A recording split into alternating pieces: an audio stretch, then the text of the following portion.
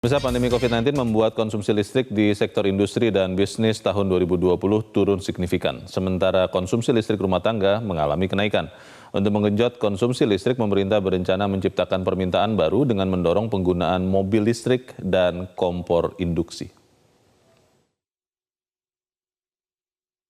Konsumsi listrik sepanjang tahun 2020 merosot cukup signifikan akibat pandemi COVID-19. Direktorat Jenderal Ketenagalistrikan Kementerian Energi dan Sumber Daya Mineral (ESDM) mencatat, konsumsi listrik sepanjang tahun 2020 sebesar 1.089 kWh per kapita atau 95% dari target 1.142 kWh per kapita. Dirjen Ketenagalistrikan Rida Mulyana mengatakan, meski konsumsi listrik rumah tangga meningkat, konsumsi listrik industri dan bisnis merosot drastis sehingga konsumsi listrik per kapita tidak sesuai target. Sejalan dengan turunnya permintaan, realisasi produksi listrik tahun 2020 juga hanya 272,4 TWh atau 80% dari target 339,8 TWh. Di rumah tangga naik, tetapi di industri dan bisnis turun drastis seperti yang teman-teman bisa duga. Maka secara resultan, konsumsi per kapitanya itu per tahun 2020 itu tidak sesuai dengan target. Tetapi masih cukup menggembirakan, yaitu 95%. Di sisi lain, rasio elektrifikasi juga ini sedikit banyak terganggu. Meskipun kita sudah targetkan 100%, tetapi nyatanya baru kita sampai 99,20%. Dan sesuai dengan arahan Pak Menteri, tahun ini kita upayakan untuk benar-benar 100%. Untuk menggenjot kembali konsumsi listrik, dalam jangka menengah pemerintah akan menciptakan permintaan baru dengan mendorong penggunaan mobil listrik dan kompor induksi.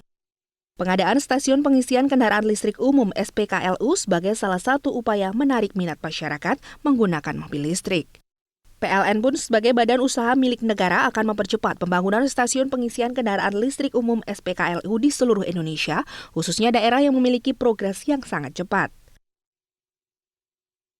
Kami melihat ini progresnya akan menjadi sangat cepat dan untuk itu PLN segera mengakselerasi pembangunan SPKLU di seluruh Indonesia, terutama daerah-daerah yang memang progresnya akan sangat cepat. Kesediaan listrik tidak lagi menjadi suatu masalah, bahkan ini menjadi salah satu penghasilan di mana listrik kami itu nganggur, banyak yang nganggur. Dan ini menjadi salah satu solusi yang sangat komprehensif di mana ada pertambahan demand. Sementara dalam jangka pendek dan jangka panjang, upaya menggenjot konsumsi listrik dilakukan dengan pemulihan dari sektor bisnis dan industri, serta melakukan ekspor listrik dari pasokan yang berlebih ke negara tetangga. Selain konsumsi merosot, pandemi COVID-19 juga membuat investasi di sektor ketenagalistrikan tahun 2020 tidak mencapai target.